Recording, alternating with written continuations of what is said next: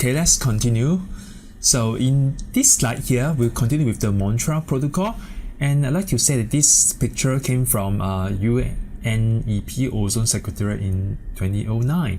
And UNEP stands for the United Nations Environmental Programme, and they are the global champion for the environment with programs focusing on sustainable development, like the Sustainable Development Goals, SDGs, right? The climate, biodiversity, and more here. So you can see that right here in the Montreal Protocol, we talk about how we can phase out CFCs over the years here since 1987 when this was signed, right? And this purpose of this statement was to have a treaty with all these signatory states, right, that commit to slowly eradicating the use of CFCs and also emissions from their states over the years here.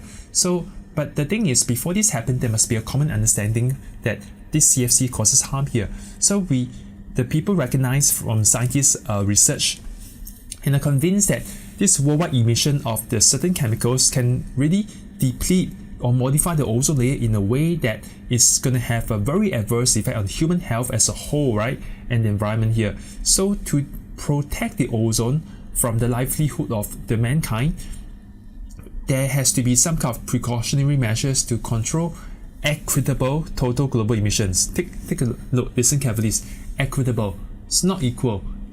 In terms of equity, that means everybody play a part here, right, to curb their own emissions, because if not, it's always a tit for tat. Hey, how come this country, just because you have a larger land mass or more population, you can emit more CFC, and I'm doing all the hard work here? Nobody wants to be the tank, because people want to collaborate and not to see people slack, right, if they're working very hard here. So that's the ultimate objective of eliminating it, getting rid of it with a zero usage of CFC at a certain point here, right? And there need to be some acknowledgement that there's some special provisions, some kind of allowance for these developing countries who are a bit slower in technology. They may have more time. So the bigger people, the more developed countries won't like, hey, how come we are doing so much good work and the other countries are not? But there's a common understanding because different countries progress in different economic level and technology level. So what happens is, that's why there's a bit of ratification over the years in terms of this Montreal Protocol here. So for these developing countries, right, there's a step-by-step, baby steps, right, limit use of CFCs in different areas here. So for instance, I give you some example. So in 1991 to 1992, right, the level of consumptions and production of these controlled substances, right, we call it Group 1. Later I'll show you what's Group 1 of Annex A.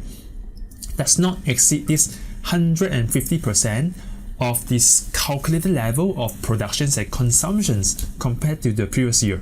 Okay, so basically it's like incrementally there's a bit of reduction in these substances in Group 1 of the Annex A. Like for instance, we have these chemicals such as chlorotetrachloride, right, tetrachloromethane, CFC11. I hope you still remember how you get the nomenclature and deduce the formula or from the names here.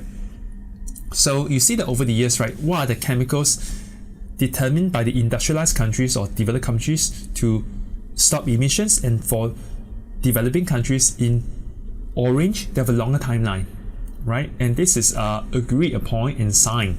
And what determines essential use exemptions here? What determines its essential use? So there's only a few chemicals that's about exemption used. Perhaps one criteria, they talk about exemptions when there's no acceptable substitute were found.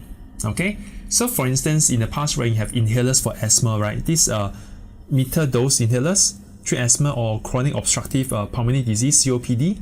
Then you don't have a replacement. Okay, so fine, because it's health, so we can give some room for it to continue to use for essential use here.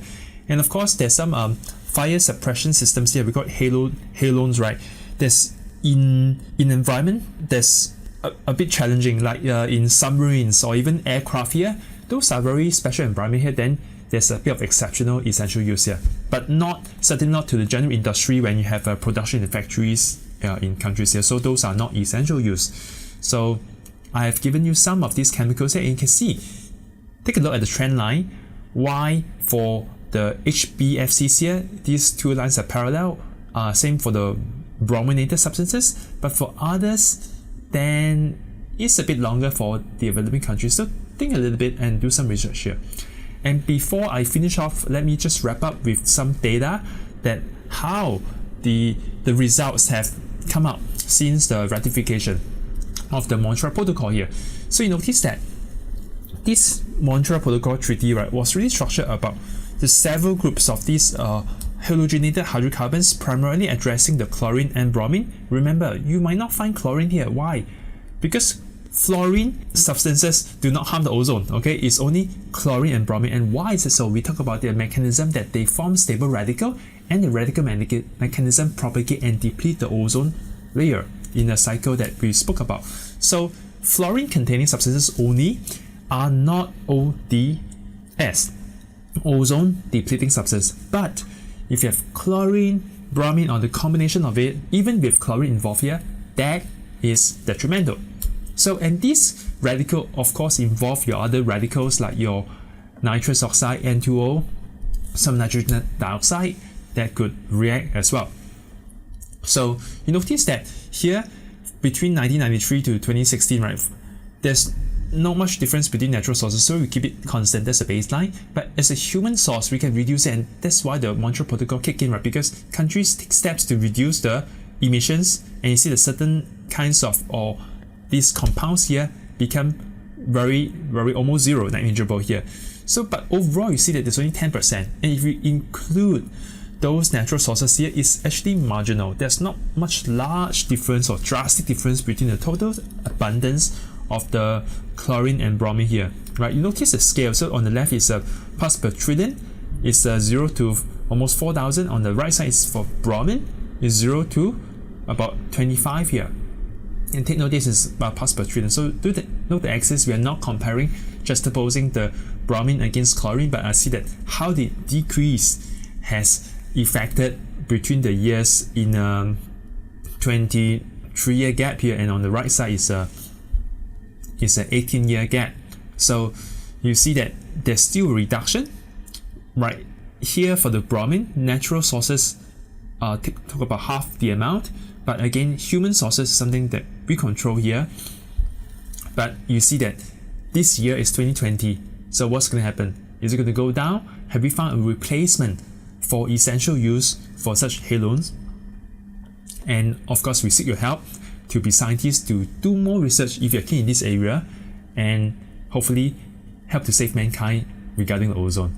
So the summary, we find that both the chlorine and bromine have declined substantially if you look at the human sources here. Okay, so with that, I'll end off here, and I'll see you next time for the replacement of the CFCs. Thank you.